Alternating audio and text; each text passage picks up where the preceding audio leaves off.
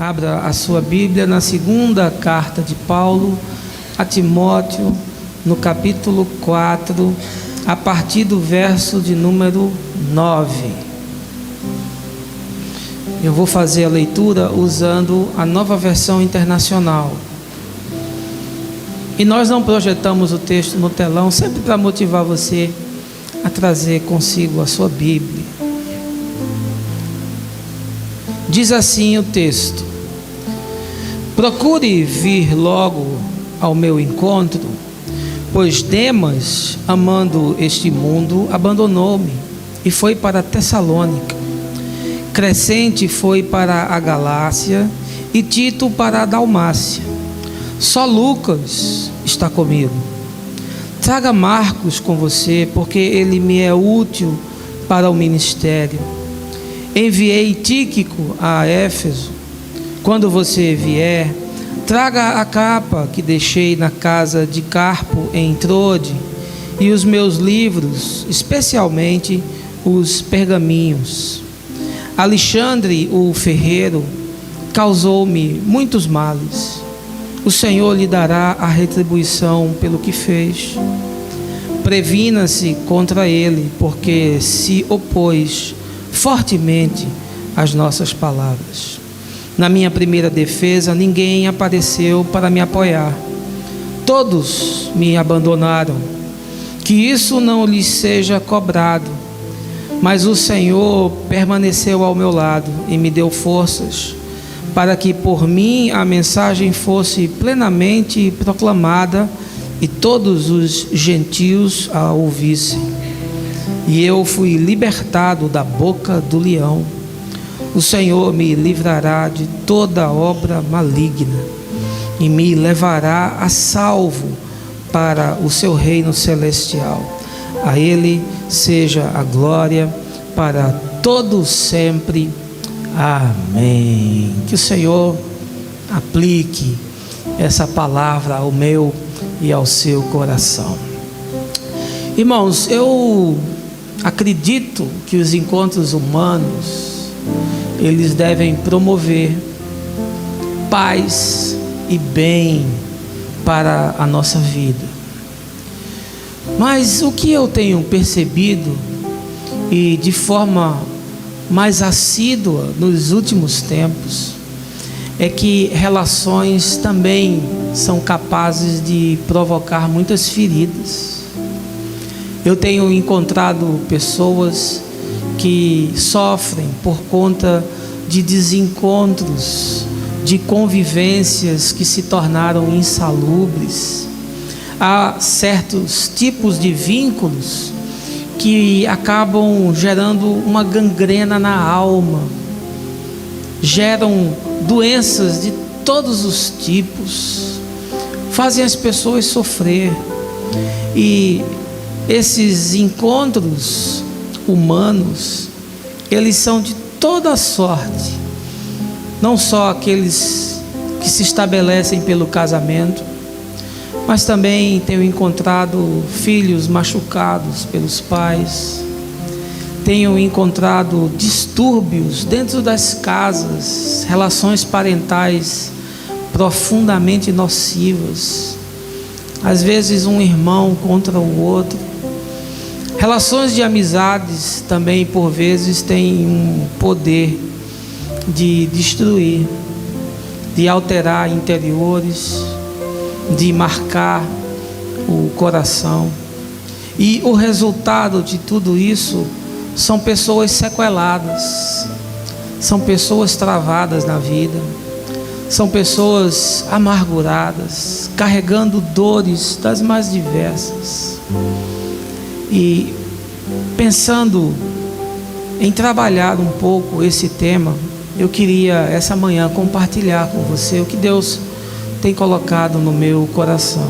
Nós vemos isso nas Escrituras. A relação de Davi com Saul, uma relação extremamente complicada, perversa.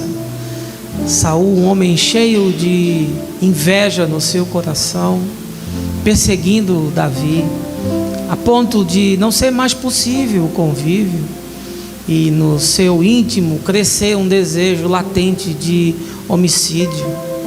Nós vemos a relação de Sansão e Dalila, outra relação profundamente doente, de uma mulher possessiva, que usava a sedução para fazer com que aquele homem se rendesse ao seu bel prazer e se tornasse cativo dos seus caprichos.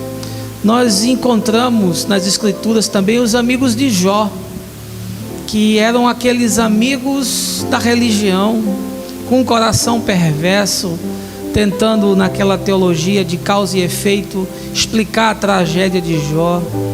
Não é aquele que se solidariza por amor e por misericórdia, mas aquele que quer que o outro se convença de que o seu pecado é que lhe traz aquela desgraça, e portanto eram amizades asfixiantes, gente que provoca um achatamento humano, que comprime a nossa alma. Eu queria essa manhã tratar desse tema que eu chamei de relações perigosas, mas eu não quero fazer isso sem antes convidar você a um momento de oração. Baixe a sua cabeça, feche os seus olhos.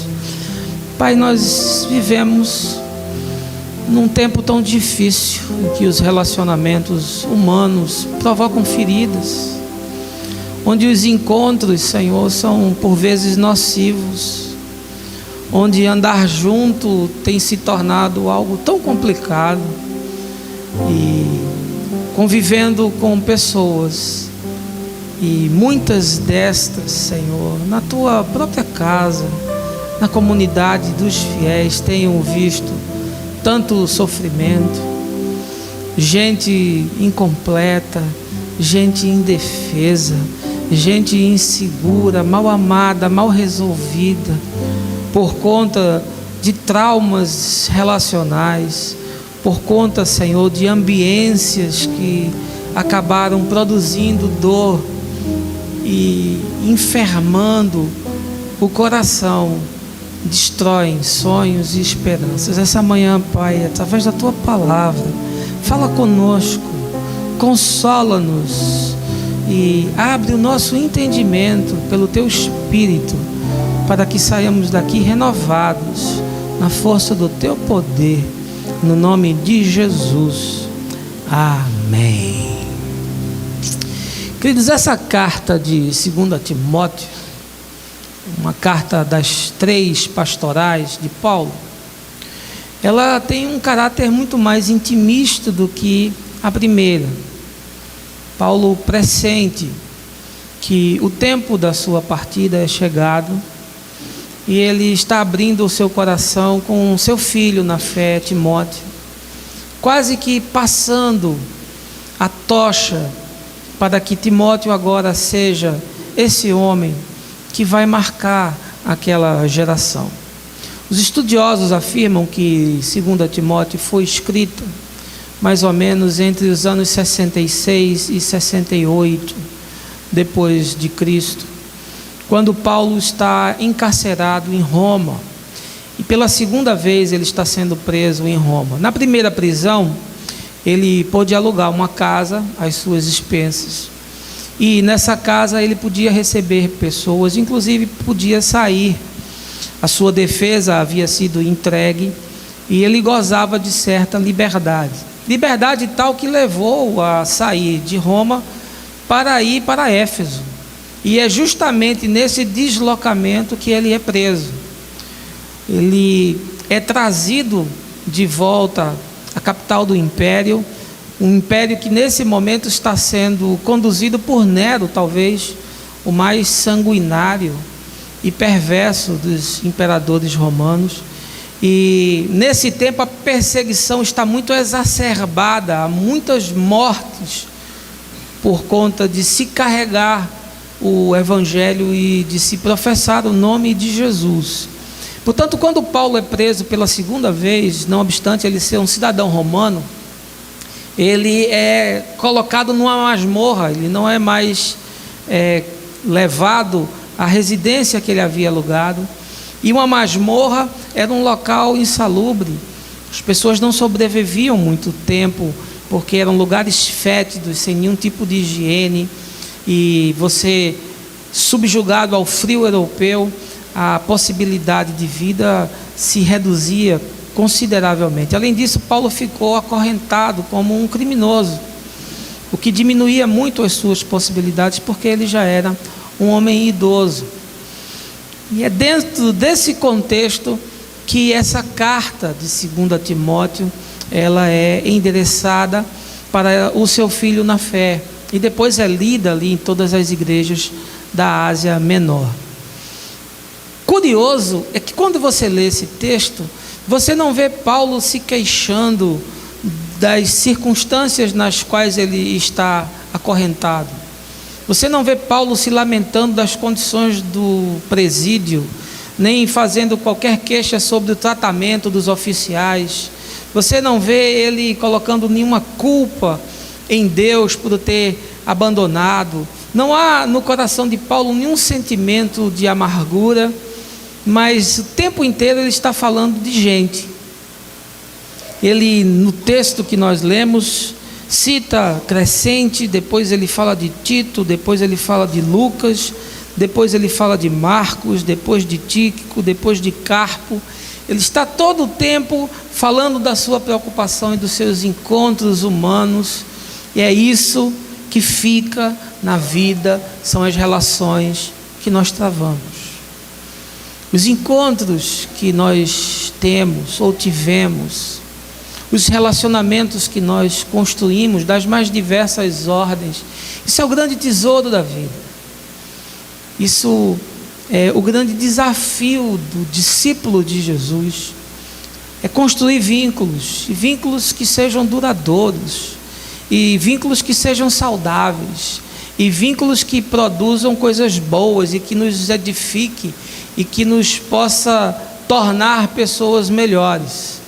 Mas também dentro desse texto, Paulo faz a citação a 2 homens com os quais ele tem dificuldade. O primeiro deles é Demas, que é um colaborador de Paulo, que aparece citado em Colossenses, e que havia abandonado a fé, e segundo ele narra, havia se transferido para a cidade de Tessalônica, que era uma grande metrópole. O segundo homem que ele cita com contornos mais dramáticos, fala de uma forma mais intensa. Atribui a esse homem o nome de Alexandre o Ferreiro. E diz assim no verso 14: ele me fez muitos males. Ele me provocou muitos males. Mas quem é esse homem? Se olharmos para o texto exclusivamente, não vamos saber do que se trata, mas os estudiosos bíblicos afirmam que esse Alexandre é o mesmo que está citado na primeira carta de Paulo a Timóteo, no capítulo 1, no verso 19. Esse Alexandre é citado como alguém que abandonou a fé, e que, tendo abandonado a fé, perdeu a sua boa consciência e veio a naufragar na sua caminhada com Cristo. Isso havia acontecido mais ou menos cerca de 2 a 4 anos antes. Esse Alexandre caminhou com Paulo mais ou menos no ano 60, e agora ele havia deixado a fé. Os historiadores levantaram que esse Alexandre, não satisfeito de ter se afastado, de ter perdido os vínculos, ele foi depor contra Paulo. E no seu depoimento, a sua fala complicou em demasiado a situação do apóstolo. E muitos afirmam que por causa desse depoimento, algum tempo depois, Paulo foi executado, decapitado em Roma por ordem do imperador Nero. O apóstolo não se priva em expor isso. Ele não tem nenhum tipo de prurido com relação a essa circunstância. Ele diz com todas as letras e com a intensidade da sua alma: Alexandre me fez muitos males, ele me provocou muitos males. E eu queria lhe fazer uma pergunta essa manhã, meu irmão, minha irmã. Você já sofreu muitos males nas mãos de alguém. Quem sabe você sofreu muitos males por conta de um marido difícil, temperamental, violento, controlador. Quem sabe você sofreu muitos males na sua infância, dentro da sua casa, com uma mãe iracunda, inafetiva, ou talvez as relações dentro do seu lar, um irmão mais velho que lhe oprimia, lhe constrangia. Ou talvez você seja vítima de alguma relação recente, às vezes no próprio trabalho, um chefe muito rigoroso, muito orgulhoso, e essa relação fere você, machuca você. Eu não sei se você é vítima de algum trato humano, de algum tipo de encontro humano que, ao invés de produzir bem, acabou gerando ferida. Mas o fato é que eu tenho encontrado de forma recorrente, e curiosamente nessa última semana estive aconselhando várias pessoas que carregam feridas muito grandes na alma em função de relações perigosas que acabaram travando na vida. Essas relações produzem desdobramentos tenebrosos. Elas tendem a aniquilar a personalidade, geram uma asfixia existencial. As pessoas não conseguem mais se expressar, não conseguem viver e assumir a sua integridade, a sua inteireza e a sua singularidade. As relações que são adoecedoras produzem medos de todo tipo, inseguranças das mais diversas. As pessoas começam a se esquivar da vida, têm dificuldade de se expor, de se colocar, de mostrarem o seu pensamento. Não raro esses problemas produzem disfunções sexuais. São casos muito comuns, pessoas me procurarem dizendo que não conseguem ter nenhum prazer na sua relação conjugal, porque se sentem ameaçados o tempo inteiro, porque se sentem oprimidos o tempo inteiro, porque se sentem reprimidos o tempo inteiro. Também é muito comum esse tipo de circunstância produzir depressão. Pessoas que não conseguem se resolver, que não olham para a vida com esperança. Muitos desses foram subjugados do ponto de vista intelectual, foram humilhados e acabam travando na vida. Travam inclusive do ponto de vista profissional. Tenho encontrado pessoas que não conseguiram desenvolver as suas carreiras porque foram esmagados, às vezes por comentários perversos, às vezes por relações que se tornaram humilhantes, pessoas que se encontraram na vida tendo que depender financeiramente de alguém que sufoca, que esmaga, que controla, que oprime. Gente que mudou de hábitos em funções de relações que veio a travar na vida. Tenho visto às vezes amizades que são de um poder destrutivo sem precedentes. Gente que entra na nossa casa e entra na nossa vida, e ao invés de fomentar alegria, e ao invés de serem indutores e canais de bênção, de paz, de misericórdia, se tornam fomentadores de inveja, de ciúme, de discórdia, de maledicência, de fofoca. São nessas circunstâncias que eu tenho encontrado muitas pessoas e tenho ficado preocupado. Como pastor, quando me deparo com essas situações, lhe digo que não raras vezes são quase situações impossíveis de serem alteradas, porque as pessoas já deixaram isso ir fundo demais no coração. Os processos de cura são processos longos, e às vezes as pessoas sucumbem de tal forma que acabam entrando num loop aquilo acaba se tornando recorrente na vida. A doença passa a ser parte da normalidade, vira um vício psicológico. Tem gente que come o interior da gente. Tem gente que se relaciona com a gente e suga toda a nossa energia. Tem gente que é tarja preta. Há certos tipos de relacionamentos que são adoecedores. E essa manhã é necessário, é imprescindível que você discirna isso. E eu quero tirar desse texto algumas lições, quem sabe para lhe ajudar de forma preventiva, ou se não for isso, de forma corretiva, com a intenção de que essa palavra produza libertação e cura. Eu vou estar tirando do texto aquilo que eu quero compartilhar. Se você desejar acompanhar, pode estar aí acompanhando na sua Bíblia. Primeira coisa que eu quero lhe dizer sobre esses vínculos, ou sobre essas relações que são perigosas, é que você deve estabelecer quem entra e quem deve sair da sua vida. Veja aí o verso de número 9.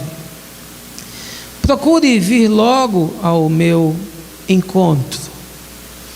Se você continuar lendo o texto, no verso 10, você vai ver que Paulo diz: porque Demas, ele me abandonou, ele se afastou.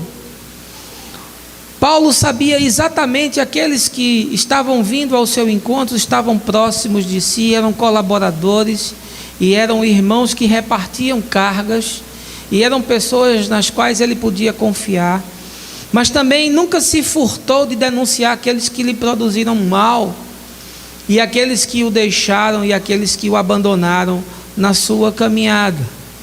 Olha, deixa eu lhe dizer uma coisa essa manhã. Você precisa estabelecer quem é que entra e quem é que sai da sua vida. Ele diz para Timóteo: Timóteo, venha, eu preciso de você. Só Lucas está comigo. Mas na frente ele diz: traga Marcos também, ele me é útil.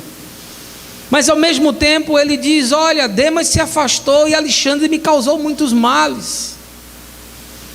É imprescindível que você estabeleça quem são aqueles que devem estar próximos e quem são aqueles que em definitivo você tem que arrancar da vida.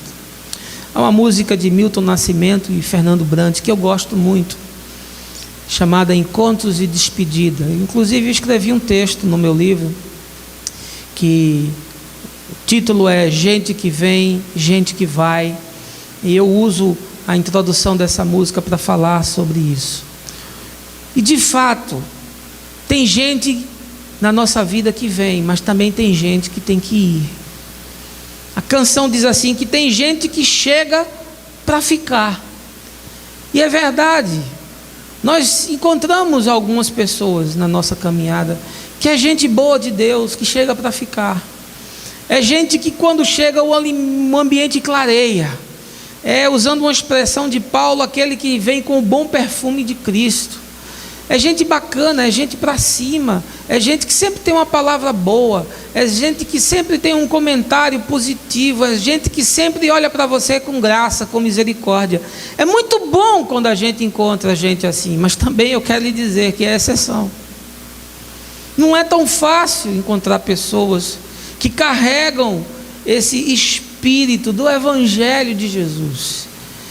Mas a mesma canção diz que tem gente que vai para nunca mais.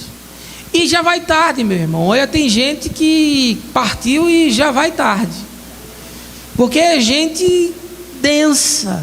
É gente que quando chega traz uma carga emocional e por vezes até espiritual.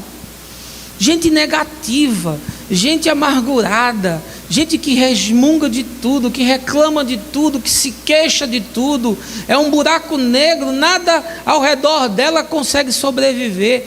Tem gente que tem que ir, você precisa discernir quem você traz para perto e quem você deve se afastar, porque não raras vezes esses convívios produzem doença. Ele diz aqui, tem gente que vai e quer ficar.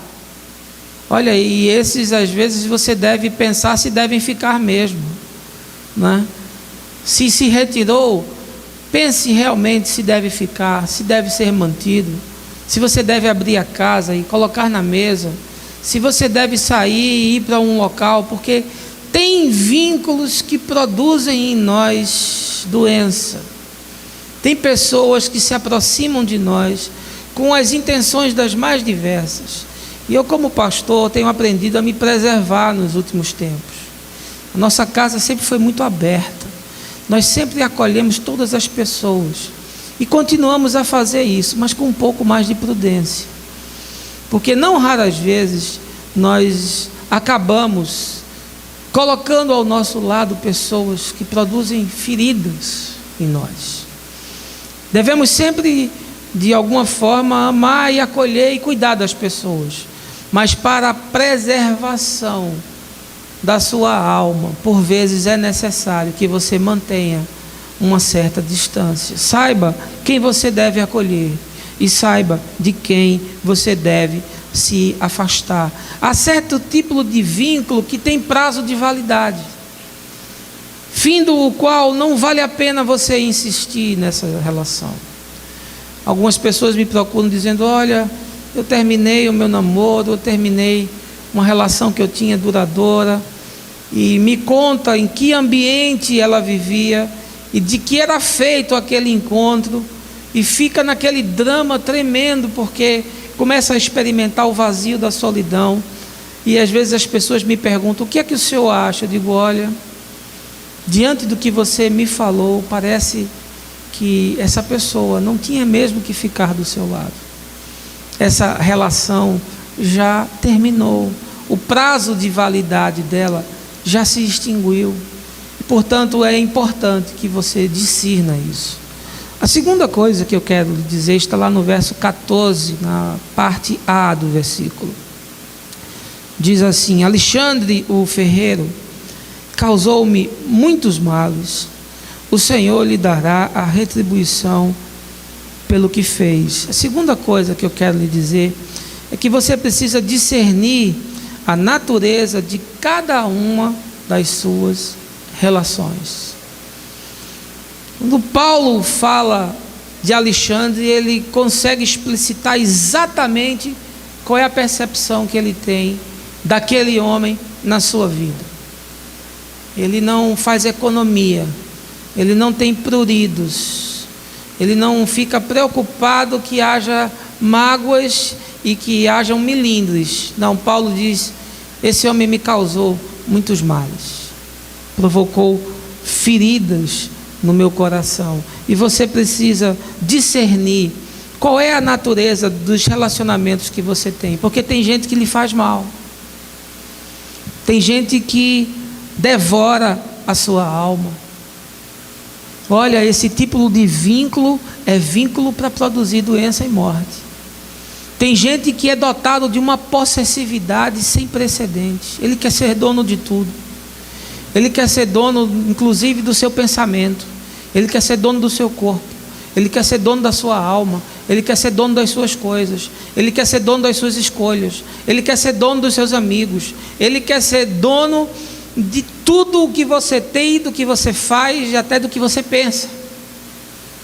Você precisa discernir qual é a natureza das relações que você tem. Tem gente que é manipuladora.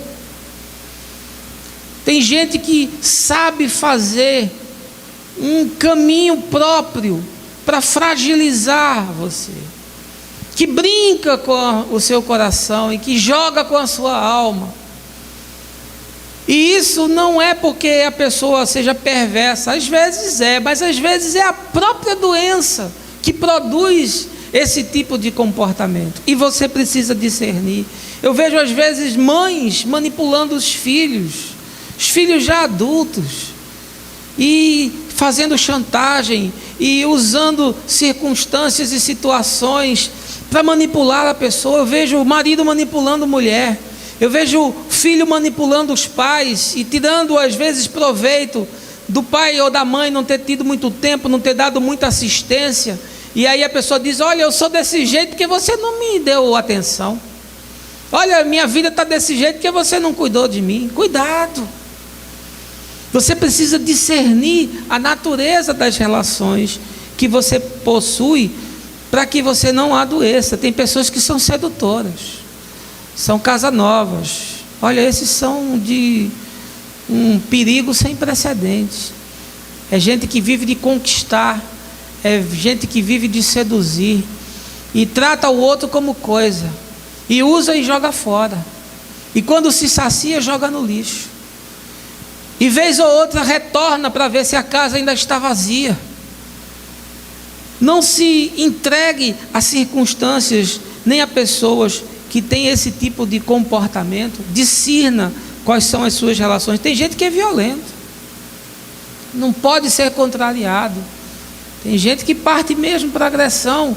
Quantas e quantas mulheres têm sido vítimas de agressão de homens truculentos, inclusive violência sexual. Mulheres que são submetidas a estupro no casamento. Você pensa que isso não é comum? Isso é mais comum do que você imagina. Mulher que vai para a cama com o marido sem querer, que faz simulação de orgasmo, que dá gritos de prazer, mas no fundo são gritos de agonia, de pavor. E não tem ninguém que consiga viver sem sucumbir, sem que a alma adoeça, enferme numa circunstância como essa. Existem também os carentes. Os carentes são aqueles que são sempre dependentes de atenção. A gente tem um cachorro lá em casa, o nosso Jude.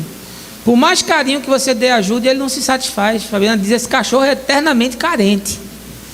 Você dá toda a atenção do mundo, põe no colo, brinca, abraça, amolega. Quando solta, o cachorro fica com aquela cara de depressivo olhando para você. Ele quer mais, ele não está satisfeito. Tem gente que é assim, eternamente carente, nunca se satisfaz. Tudo que você faz é pouco, tudo que você entrega para ele é insuficiente, ele sempre precisa de mais. Cuidado, gente assim suga até o seu suor, mata você. Tem aqueles que são ao contrário, em vez de serem carentes, são dependentes. É gente que precisa de você para tudo, não consegue botar o pé do lado de fora de casa, não consegue fazer um pagamento no banco, não consegue pegar o carro e ir numa loja de conveniência comprar uma lata de leite. Depende do outro para tudo, fica dependente. Só consegue fazer as coisas se o outro estiver do lado. Cuidado, essas coisas acabam adoecendo. Existem os ciumentos. O sujeito não pode olhar do lado, que a mulher já está dando beliscão nele. A mulher não pode se arrumar porque ele está dizendo que ela vai se produzir para os outros, e fica aquela coisa neurótica, aquela relação de perseguição, um bloqueando o celular do outro, um querendo invadir o e-mail do outro, um querendo ler a correspondência do outro. Um negócio asfixiante. Cuidado, discirna o que está acontecendo. Existem também os chantagistas, aqueles que jogam culpa em você para de alguma forma obterem o que querem. Olha, quando um relacionamento começa a entrar nessa dinâmica de um fazer chantagem com o outro, de um jogar com a alma do outro, já demonstra um nível de doença relacional extremamente perigoso. É gente que lida com a vida do outro como se estivesse lidando com uma coisa. E esse Alexandre aqui, que o texto fala, ele era um artífice. Ele trabalhava com ferro, trabalhava com bronze, trabalhava com lata. Por isso o nome Alexandre o Latoeiro, em outra tradução, Alexandre o Ferreiro. Tem gente que lida com você como se você fosse de ferro. Tem gente que trata com você como se fosse de lata. Mas você não é de lata, você é gente, você é de carne e de osso e de nervos. Cuidado com esse tipo de relacionamento. Discirna quem são as pessoas que estão na sua vida, porque essas relações, elas matam. Elas produzem um nível de doença que faz com que as pessoas vão sucumbindo. E você não sucumbe de uma vez, não. Você vai sucumbindo aos poucos. Mas quando você vê, você já está numa poça da qual não se consegue mais sair. Terceira coisa que eu vejo nesse texto está aí na parte B desse verso 14. Veja aí. Ele diz assim: o Senhor lhe dará a retribuição pelo que fez. Sabe o que eu consigo perceber? Que uma forma de nós nos curarmos dessas feridas é a gente perdoando aqueles que tocaram de forma irreverente a nossa alma. Paulo não se furta a dizer: ele me fez muitos males, me machucou, me traiu, me decepcionou, depois contra mim, foi perverso, foi maquiavélico, foi insensato, foi injusto.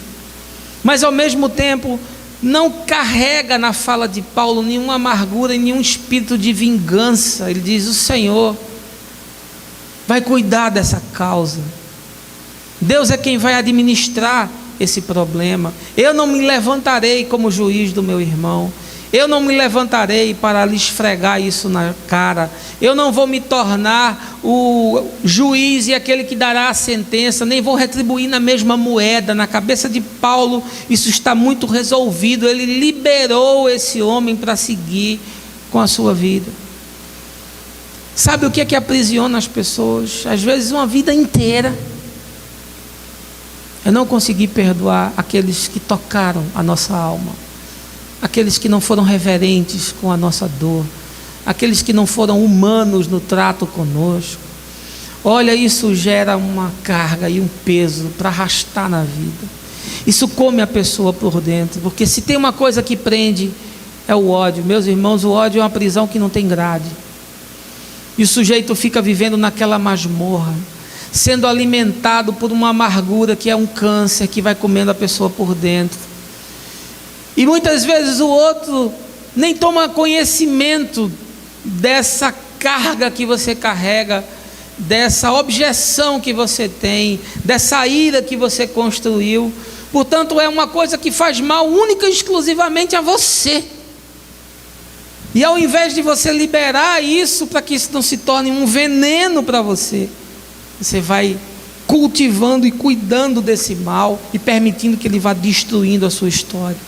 Quanta gente amargurada com o pai, quanta gente amargurada com mãe, com irmão, quanta gente amargurada com ex-marido, e vem conversar comigo, e eu percebo que as rugas não estão só no rosto, as rugas estão no coração.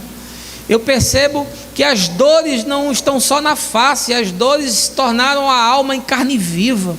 E a pessoa fala de uma situação que já aconteceu há 10 anos, há 15 anos, há 20 anos, há 30 anos. Mas ela me expõe aquilo como se tivesse acontecido ontem. A dor está tão presente e é tão lancinante que ela fala com os contornos e com as cores de algo que aconteceu ontem, e não consegue se livrar daquilo, e não consegue liberar o outro para o outro seguir. Ah, pastor, não consigo esquecer. Mas não é esquecer. O pensador já diz que perdoar não é esquecer, é lembrar sem ressentimento, é você deixar o outro seguir. No coração de Paulo isso está muito resolvido. O Senhor vai retribuir conforme a sua reta justiça. O Senhor é quem vai administrar isso. Gente que foi esmagada na infância pelo pai, pela mãe, que foi preterida, gente que de alguma forma ouviu comentários perniciosos, gente que foi desprezado, gente que acabou crescendo num ambiente que é insalubre, e aí não conseguiu mais na vida se libertar disso, e existe em função disso. Tornou-se um adulto e na sua casa repetiu a mesma ambiência da qual ele um dia queria ter fugido. E vive nesse ácido mergulhado, sendo carcomido pelo ódio, pelo rancor, pelo ressentimento, e não honrado também pela culpa. Olha que coisa horrível, meu irmão. Se lhe é possível libertar-se desse fardo, faça isso. E se não lhe é possível, busque de todo o coração ao Senhor, para que você seja capaz de liberar esse que tocou de forma irreverente na sua alma. Resolva isso dentro de você, porque isso vai provocar muita doença, se já não provocou. E não há como caminhar dessa forma no reino de Deus, não há como viver o Evangelho nessa perspectiva. Perdoa os nossos pecados, assim como nós também perdoamos aos nossos devedores. Se torna a prática do Evangelho impossível, as nossas orações vão virar retórica. a nossa mensagem, que é a nossa própria vida, vai se tornar balela, porque nós adoecemos em função daquilo que o outro nos fez. Às vezes foi uma separação traumática, e eu vejo gente que separou-se há 10 anos, mas ainda está naquela mesma estação, ainda está lá vivendo aquela mesma coisa. O outro já seguiu, já reconstruiu a vida, já teve filho, já mudou de cidade, às vezes o outro já morreu, e o cara ainda está lá odiando o outro, mas já está morto, já está enterrado. Não, mas eu ainda carrego essa dor em mim. Olha, liberte-se disso, porque a sua vida travou toda, porque lhe foi impossível construir coisas novas, porquanto você ainda está preso a um vínculo que já terminou. E aí já não cabe mais julgar de quem foi a culpa, de quem deixou de ser, porque aquilo já não trará mais nenhum proveito para a vida. E o melhor a se fazer é perdoar, é libertar, é liberar o outro para seguir em paz. E às vezes tem filhos em comum e fica aquela coisa horrível, terrível, o pai jogando com o filho contra a mãe jogando com a filha contra o pai. Meu irmão, se você está sendo vítima de algo dessa natureza, por favor, não permita que a sua vida se torne uma tragédia, um palco de desgraça. Libere, perdoe, deixe a pessoa seguir, jogue para o Senhor, que é o justo juiz, e Ele vai pacificar a sua alma. Amém, gente? Em quarto lugar, eu quero lhe dizer aí no verso 15, o texto diz assim: previna-se contra ele, porque se opôs fortemente às nossas palavras. Paulo está falando com Timóteo, está dizendo: olha, Alexandre o Latueiro me causou muitos males. Agora eu quero te dizer um conselho, meu filho, previna-se contra ele. Em quarto lugar, eu quero lhe dizer que você tem que se prevenir contra pessoas e situações que são perigosas. Olha, sabe por que muitos problemas acontecem? Porque nós às vezes nos expomos sem necessidade. Há certos tipos de vínculos dos quais nós devemos nos prevenir. Nós não devemos ser tão afoitos em certos relacionamentos. Nós devemos manter uma distância razoável, que não permita que o outro entre e machuque, e triture, e liquidifique os nossos sentimentos e as nossas sensações. Mas eu vejo que as pessoas às vezes desenvolvem um vício relacional e que precisam da doença do outro para continuar existindo. Há certos relacionamentos que são tão adoecedores que um alimenta a loucura do outro. Um não consegue viver sem a doença do outro. É gente que lhe faz bem, lhe fazendo mal. E nós precisamos entender que contra esse tipo de situação nós devemos proteger a nossa alma. Olha, há muitas circunstâncias de pessoas que me procuram e me contam as suas histórias, e eu percebo que a melhor coisa a ter feito era ter se impermeabilizado para aquele tipo de relacionamento. Você precisa entender certos fenômenos, porque há pessoas que são como vampiros. Elas sugam tudo que você tem, tudo que você possui. Elas manipulam, chantageiam, elas oprimem.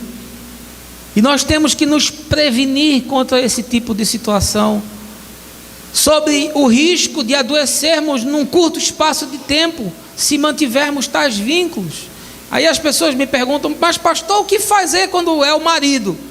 Ora, se for o marido ou a mulher, eu não digo que você o deixe, mas eu digo que você o enfrente, que você trate essa questão, que você traga isso à luz, que você busque algum tipo de auxílio, algum tipo de recurso que possa promover uma asepsia relacional, que possa promover algum tipo de limpeza de interior, porque senão você fica vivendo nessa ambiência de doença e você vai adoecer, e essa relação vai gangrenar o seu coração e a sua alma.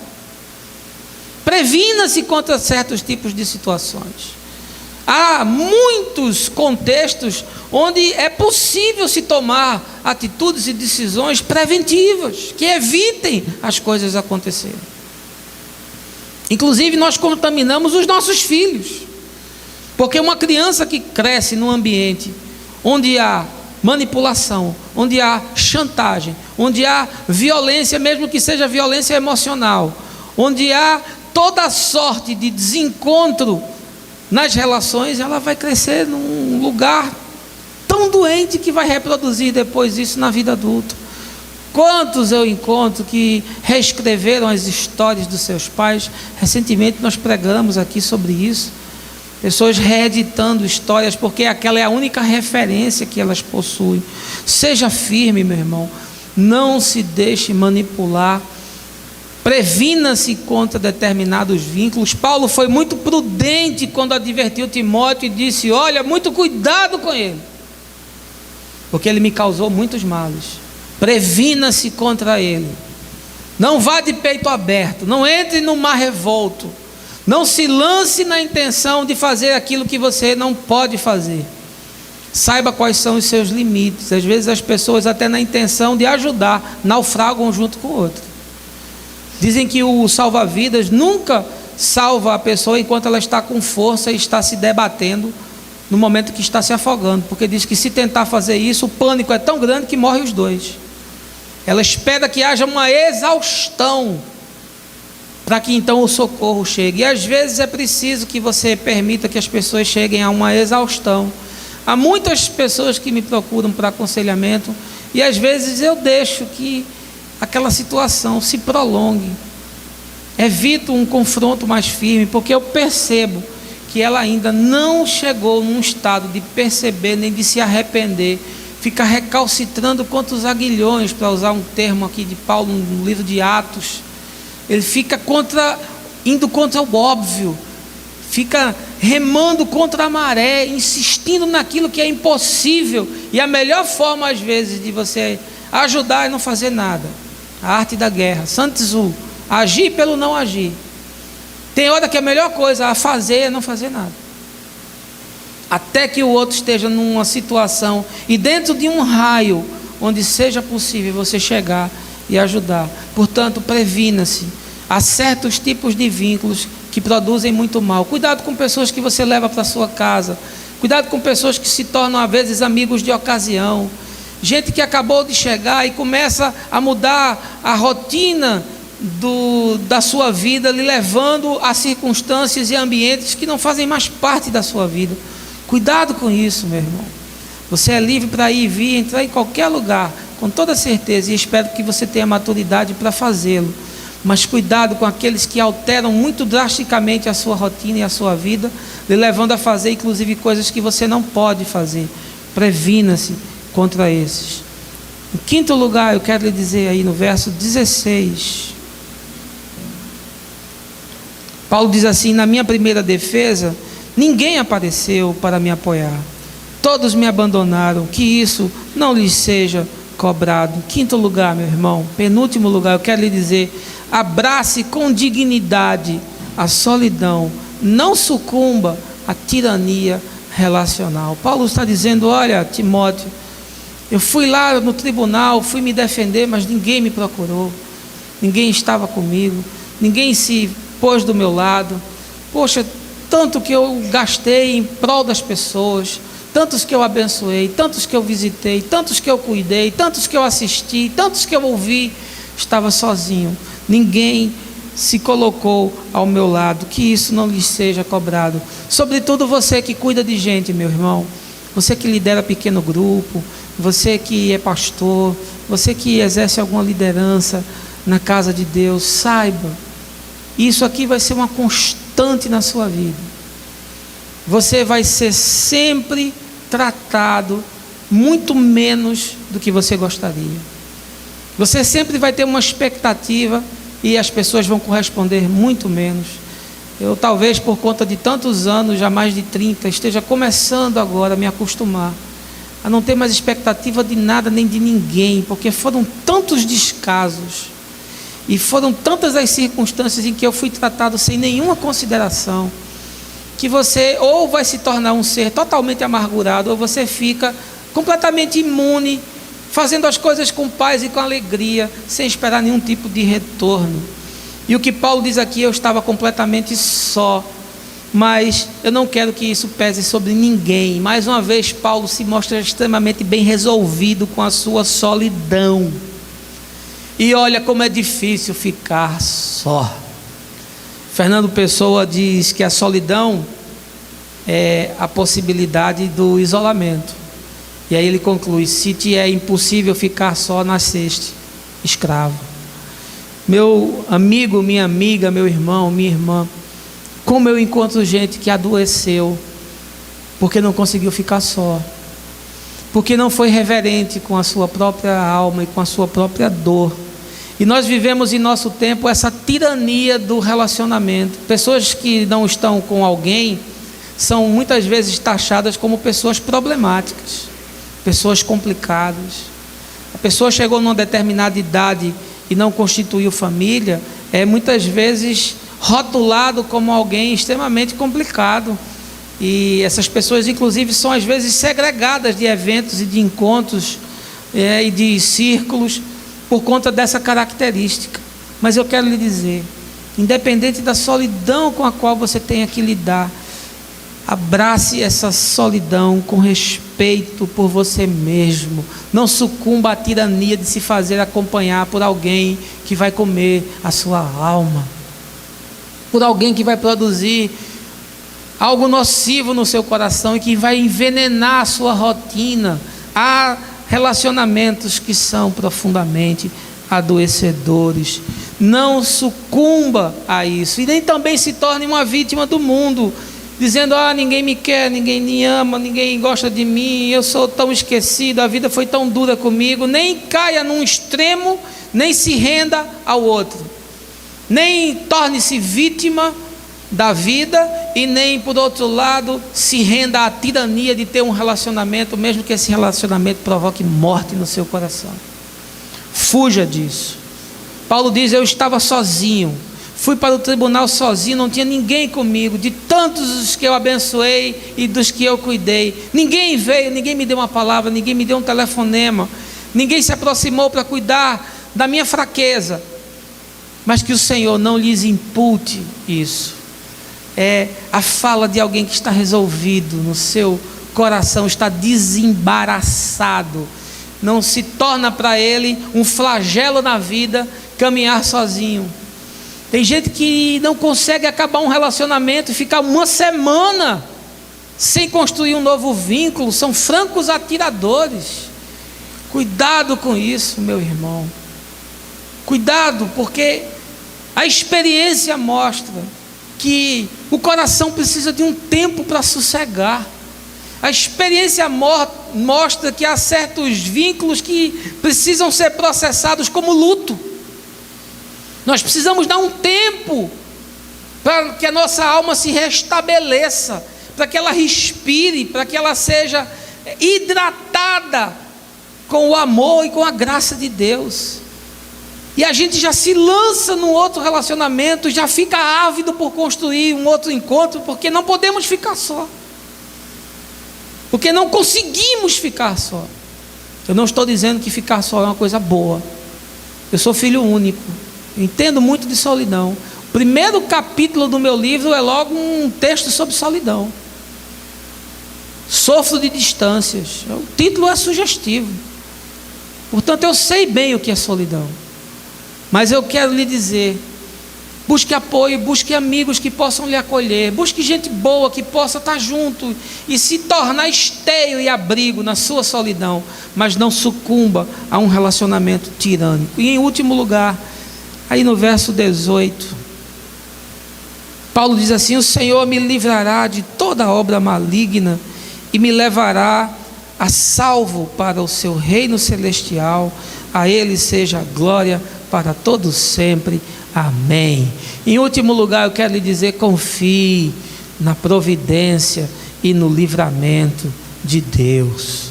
Paulo diz: a despeito de todas essas circunstâncias, a despeito de estar preso, a despeito de estar numa masmorra, a despeito de estar num ambiente frio, escuro, insalubre, a despeito de estar acorrentado, a despeito de ter perdido os meus amigos, a despeito da solidão, a despeito da sensação de abandono, a despeito dos males que me causou Alexandre o ferreiro, quero lhe dizer que o meu coração está serenado e confiante na providência de Deus.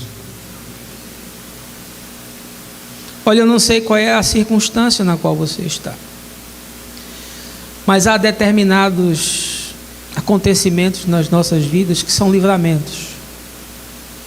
Nós não temos o quadro todo, nós só temos uma parte.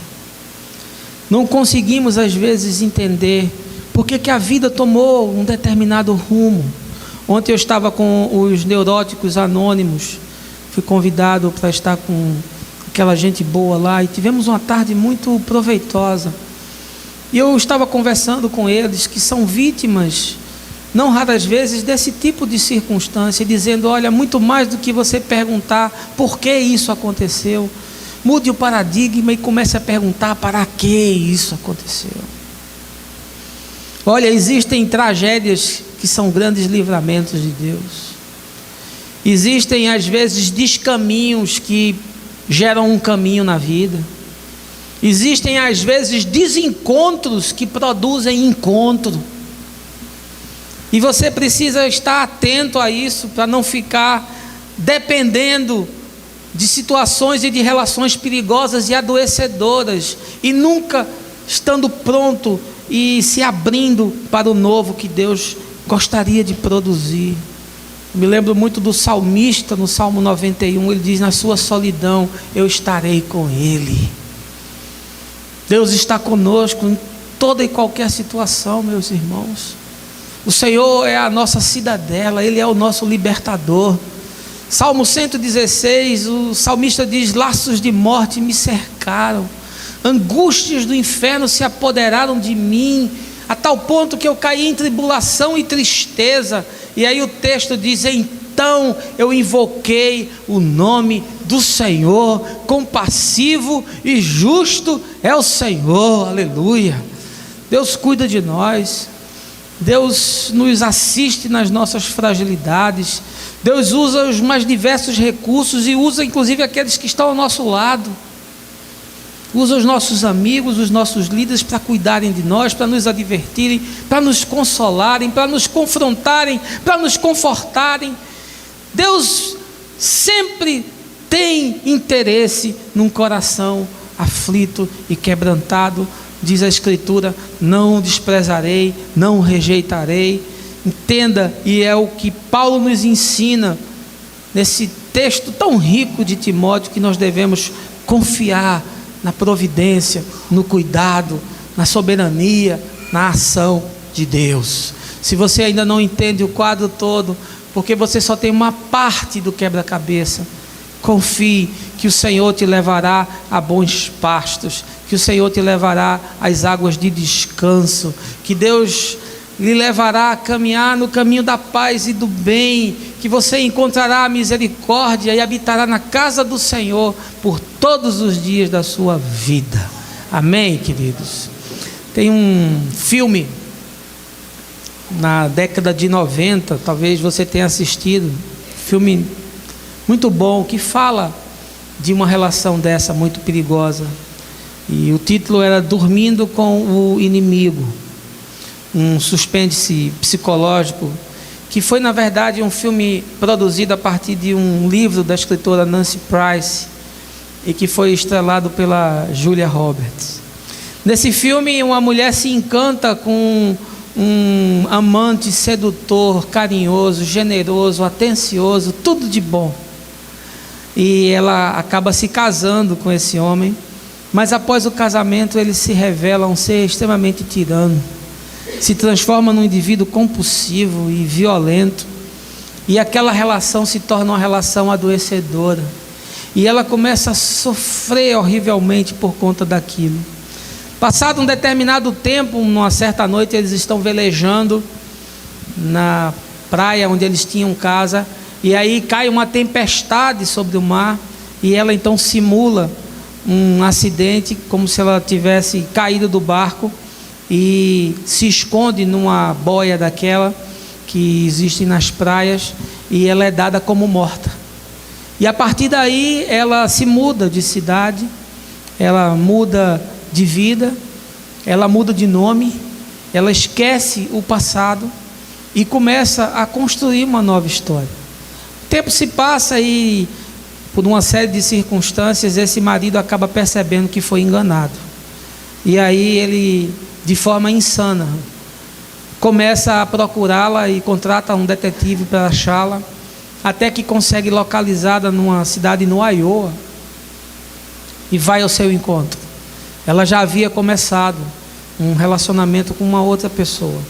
E o desfecho do filme é trágico, porque ele tenta levá-la e tenta resgatá-la, na verdade, e há um confronto entre o namorado dela e o ex-marido, e nessa luta eles se ferem e ela acaba tendo que matar esse homem.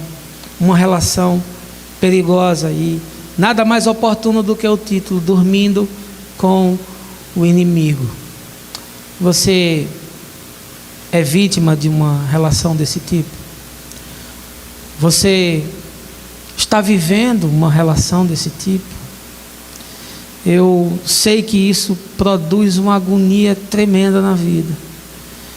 Eu sou testemunha de quantas feridas e de quantas doenças se desencadeiam a partir disso.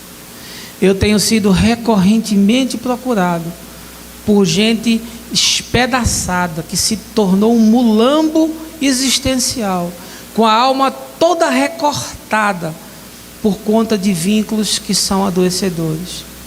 Portanto, eu queria essa manhã sugerir essas lições que Paulo nos traz nesse texto de Timóteo, e quero pedir a Deus que Ele ajude você e que possa tratar do seu coração, que possa sarar as suas dores, que possa lhe acolher com misericórdia, e que você se desembarace de toda dor, de todo sofrimento que a vida, por alguma questão, tenha produzido no seu coração. Que Deus nos abençoe.